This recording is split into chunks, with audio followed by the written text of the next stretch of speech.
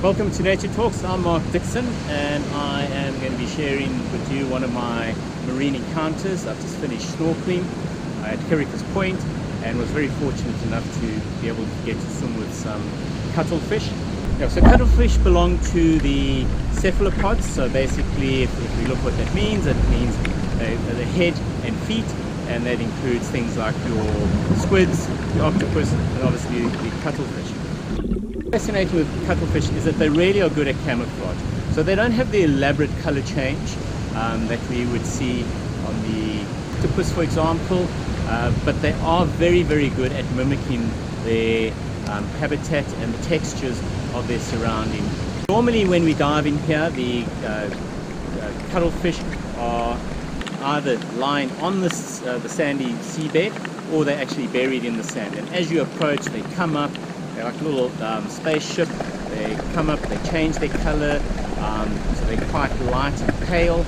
And then as you approach them, they move off, their head facing you and their tentacles facing you, seemingly going backwards. And they may even raise their, two of their little tentacles, almost like they're trying to sense you, get an idea of your smell or your chemoreception. And then as they move off, they start changing their color to light and dark zones. And when they're close to the sea bottom, you can actually see they're mimicking the ripples in the sand that are created by the water movement, which have these light and dark zones. On a previous dive, I was very fortunate. I saw two cuttlefish, and they were going underneath this overhang, and they were interacting, so I had to assume that it was a male and a female, probably just courtship before mating, and then the female looking for a place to lay her eggs. Managed to get in quite close to them, and as you can see, the female was very reluctant to leave the area, this overhang. She stayed there. The male went off, enticed me out, and I followed him, and then once he got over the rocky shelf, he disappeared into the sand. Anyway, I set up my camera and I was very lucky that we had one of them coming back.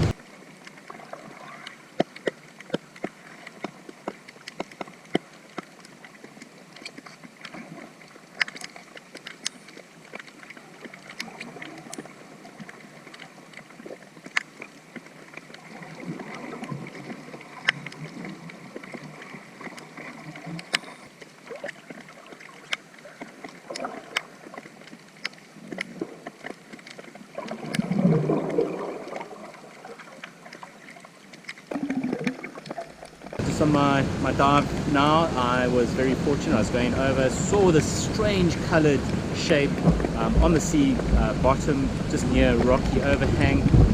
Went down to inspect and had this single cuttlefish down there. As soon as I got too close, it changed its color to much darker colors, and then when it moved off, it started changing its colors into those little ripple effects of dark and light zones and going off. Anyway, once again, set up the camera, and very fortunate, it came back 2 times and kept on going in underneath the shelf. Now, once again, looked for eggs, couldn't find anything, and so I'm not too sure if it was feeding or anything like that. But yeah, just a lovely experience having these cuttlefish and being able to get to see more of their behavior, even if it was using a remote camera. But to see their behavior and their interaction with the reef, because most of the time you usually just see them over the sandy seabed. So quite remarkable about cuttlefish is that they are ambush hunters, so they use that camouflage to their advantage. They will be, as with this species, they like to be buried either in the sand on the seabed or just be lying on top of the sand. And as a suitable sized fish comes past, they've got these 2 long tentacles with little barbed hooks on the end of it, and they flick those out, they extend them. They can be up to 4 times, depending on the species, but they can be up to 4 times the length of the cuttlefish, and they can then grab that fish, pull it in, and then give it a good bite to the beak, and immobilize it, and then be able to start feeding on the fish.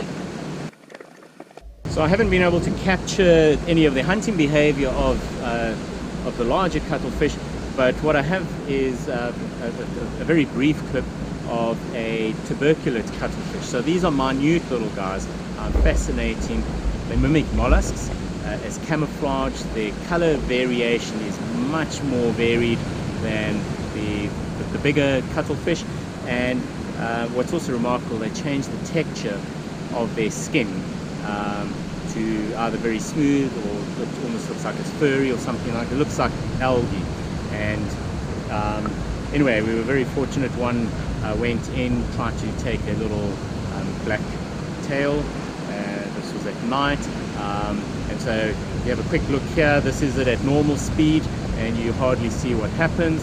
And if we just slow it down, you can actually see those two longer tentacles going out and trying to grab the fish. Obviously this one it missed out on the fish, but I'm sure its next attempt was probably successful.